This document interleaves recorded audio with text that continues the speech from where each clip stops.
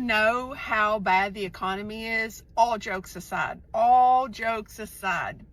come work in the ER and see someone in acute kidney injury, which means your kidneys are literally shut down. They are not working. They've been out in the heat all day outside working for their job, and they come in with kidney failure because they're so dehydrated, passing out, literally 1 foot on the other side of the grave. And they're telling you that they can't be admitted to the hospital because they have to get back to work tomorrow.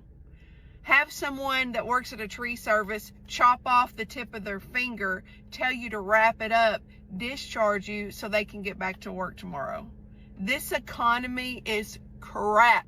People can't even be sick and stay at home and recover because they're worried about not paying their bills. One thing I've realized while working at a bank is that you're not alone in your situation. I don't know how many accounts I see a day that are in the negative or close to the negative or have $1 to $2. You think it's just you until you see that and you're like, damn, everybody's really struggling out here. This might be kind of a hot take, but I genuinely believe the only reason we are not in deep shit recession-wise, I know we are, but the only reason I think it's not worse than it is because we have shit like credit cards, Klarna, pay buy now, pay later bullshit. And if we didn't have that, we'd all be in a Great Depression right now. Like, I know more people who are in credit card debt than people who aren't in credit card debt. When someone misses a bill, that is a visible signal of pressure, not proof of one simple cause. The question is, what changed underneath? Hey! So I work in the operating room, and I just worked a 12-hour shift in the operating room, and I cannot afford my rent. I can't afford my rent. I can't afford gas. I can't afford groceries. I can't afford any of my endless other bills that I am responsible for because I am an adult. After working a 12-hour shift in the operating room. So you know what I have to do? I have to DoorDash, and it's 12:30 at night. After I've been on my feet in the operating room for 12 hours all day. I'm now out DoorDash driving. I think I've decided that at least this month I can't make a payment towards my visa. I know they will understand. I have to extend when I'm moving anyway, which really sucks. But it doesn't seem like I need to. Ideally, I wouldn't pay for the next 2 or 3 months. I don't want to do that.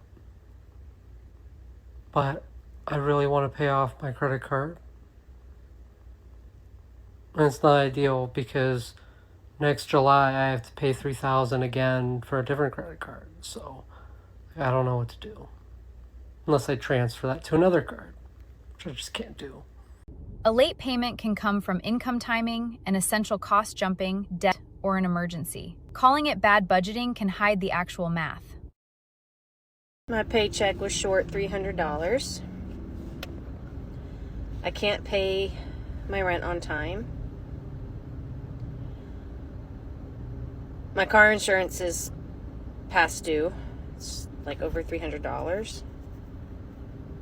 My energy bill is past due, and I've been paying little bits, and that's over $900. One of my senior technicians quit. And I tell you guys all the time that when you have struggles like this and you feel like you just have you don't know what to do. I have a wedding to save for. I gotta stop paying bills because I can't do it anymore. I'm done with the matrix. I'm done with the simulation. My phone bill's due. I'm not paying it. I can't pay it. I mean, I'm going to school. I'm not breaking my neck to try to do work in school ever again. I'm not doing it. So yeah, we got car insurance. Gotta pay the DMV, gotta pay the registration to get it back on. I got car payment, cell phone payment for me, cell phone payment for my daughter, rent. Oh, disconnect notice on my electric. How did I forget about that? Food. I don't know how I'm gonna buy food for this week, next week. Every other week, $300 for food. Ground beef was $18 at the store last week. And yeah, I mean, I always had nice things. I always worked so hard, so many hours, so many jobs, nice things. I'm not doing it no more. Not doing it no more. I'm going to school, concentrating on that. There's a bus stop right there at the end of my block, bus stop, and it goes straight to my school. It takes like an hour to get there when it's only a 10-minute ride, but yeah, I'm not doing it. So I stopped paying my bills, and I stopped paying my bills because I stopped giving a f***. I feel like I was constantly in a loop of figuring out which bill to pay over what bill, living paycheck to paycheck. So I was like, you know what, f*** it. I'm just not going to pay anything. Listen, whatever happens, happens. At this point, it's in God's hands. I'm just not paying any bills for a little while. People are literally getting to a point where they're working all the time and they no longer can afford to pay their bills without doing shit on the side. It's absolute insanity to have to work anywhere from 12 to 18 hours a day just to still not be provided with enough to survive. And then it's like whenever you bring it up, people will try to make you out to be the problem when that's so far from the truth. We're all out here working as hard as we can. We're cutting back where we can, and it's like we're working 1 million hours a day and it's still not ever enough.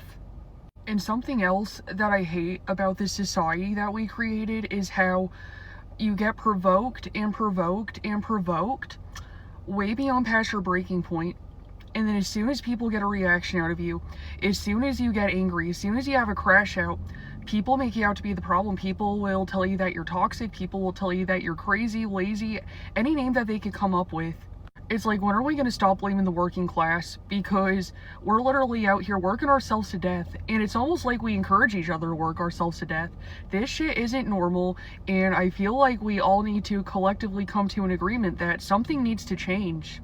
People are starting to have trouble paying their bills, and every single type of bill that people are paying are starting to see an increase of people defaulting on those payments. So as of right now, nearly 14% of people have defaulted on their credit cards. They simply cannot pay it. 11% of people have defaulted on their student loans, simply can't pay it. About 6.5% to 7% of people have defaulted on their auto loans, not enough money. And about 2 to 3% of people have defaulted on their mortgage payments because they cannot afford it any longer. Now, these horrifying numbers are the worst they've been since the 2008 financial crisis. The only difference between now and then is our numbers now keep going up, while in the 2008 financial crisis, they at least hit a plateau. More and more people are defaulting on their bills than any time in history here in the United States. And because of lack of affordability here in the United States, these numbers are expected to go up. So I have a feeling our financial situation will get much worse before it starts to recover.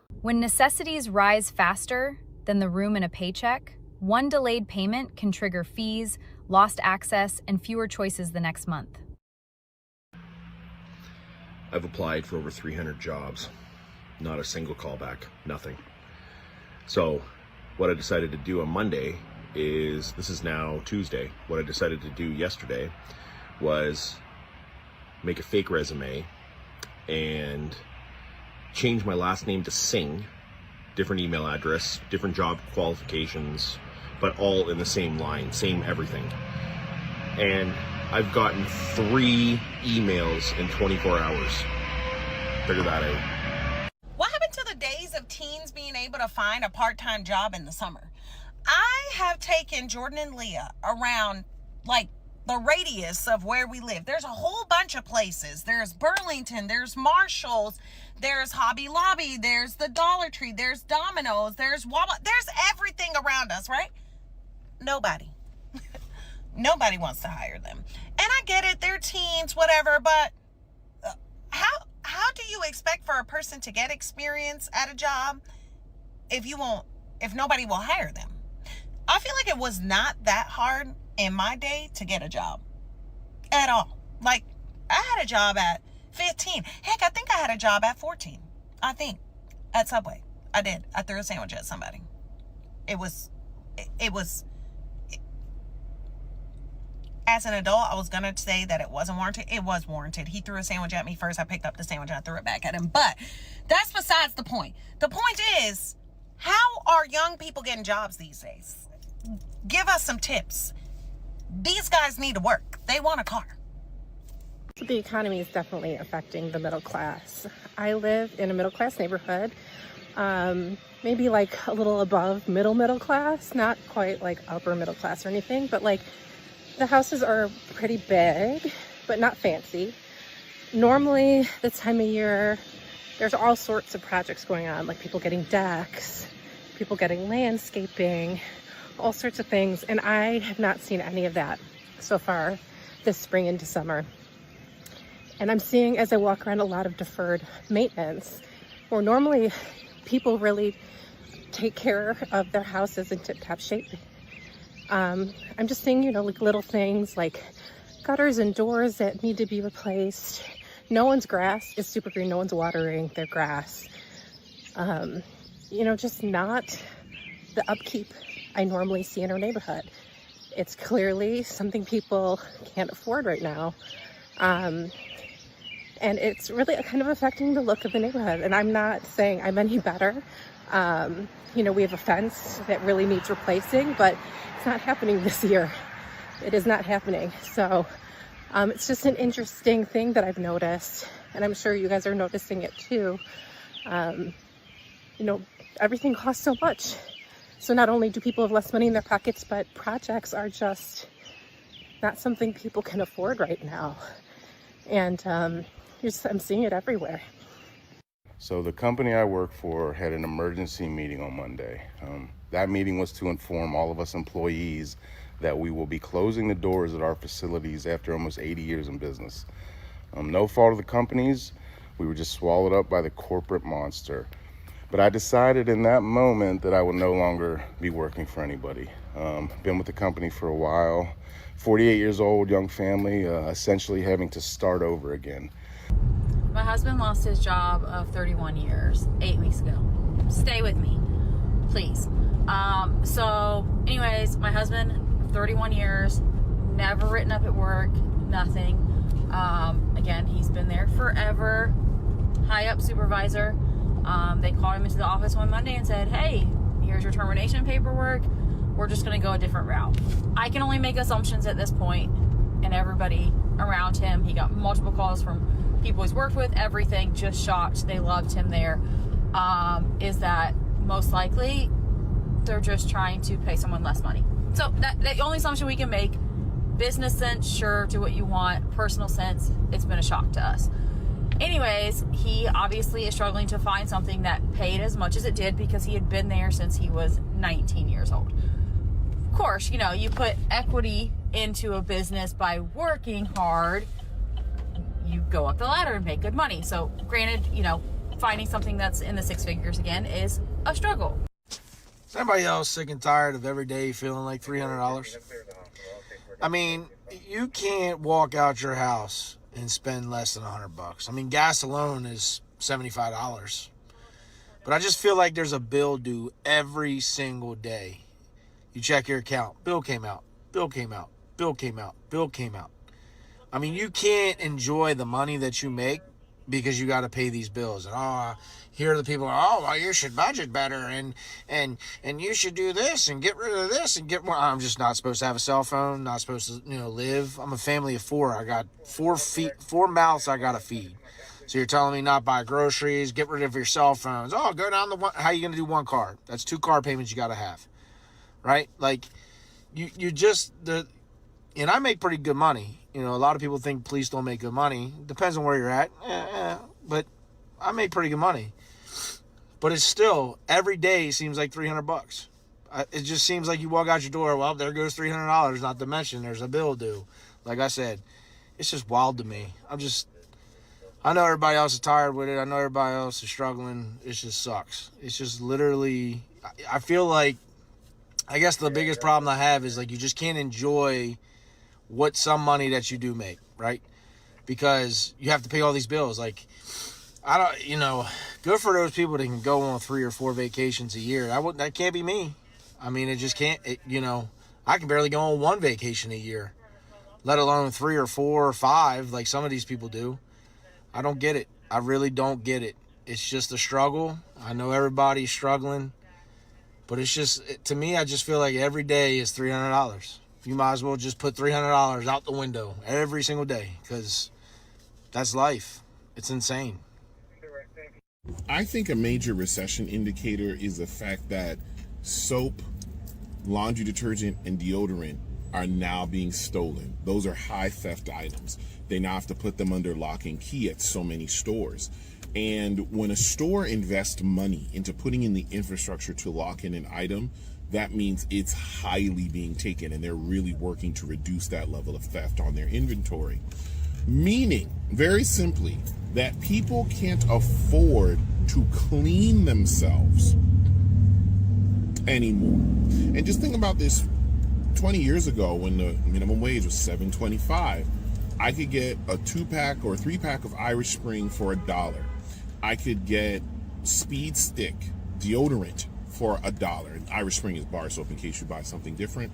And then laundry detergent, I could get a cheap bottle like Arm & Hammer for like $2, $3. So in one shift, in 1 hour, I would be able to afford my soap, my laundry detergent, and all. But now when I go and try to get those same things I used to buy, okay, I still get Speed Stick, the gel, and it's like $12. I did find one place that had it for $10, but now the price has gone up to $12. But it is a 2-pack, but it's still $12. So you split in half, that's $6 for each tube, right? Bar soap, I'm finding 2 packs for $3. And then when it comes to laundry detergent, I haven't found any laundry detergent that's cheaper than $5. I may not be looking hard enough, but I can't find anything cheaper than $5. And that's like bottom of the barrel cheap, not even the decent soap that you used to be able to get for $3. That's bottom of the barrel.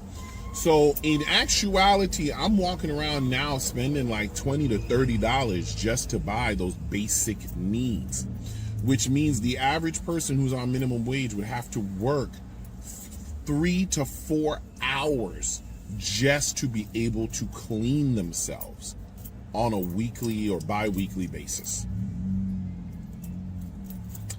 And back in the day, that would have been 1 hour worth of work. That's a recession.